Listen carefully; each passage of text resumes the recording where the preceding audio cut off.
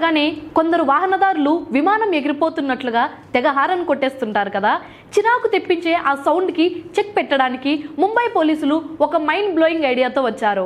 అదే Hank more wait more. అంటే మీరు ఎంత ఎక్కువ హారన్ కొడితే అంత ఎక్కువసేపు సిగ్నల్ దగ్గర వెయిట్ చేయాల్సి ఉంటుంది.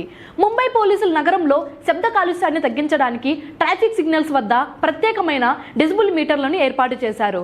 దీని వెనుక ఉన్న లాజిక్ చాలా సింపుల్ కానీ పవర్ఫుల్. సాధారణంగా సిగ్నల్ పడినప్పుడు డ్రైవర్లు అసహనంతో హారన్ కొడుతూనే ఉంటారు. ఒకవేళ ఆ సిగ్నల్ దగ్గర శబ్ద స్థాయి 85 డెసిబుల్స్ దాటిందంటే చాలు, ఆటోమేటిక్గా అక్కడి టైమర్ రీసెట్ అయిపోతుంది. అంటే ఆకుపచ్చ రంగు పడ్డానికి బదులు ఎరుపు రంగు టైమర్ మళ్ళీ మొదటి నుంచి కౌంట్ అవుతుంది.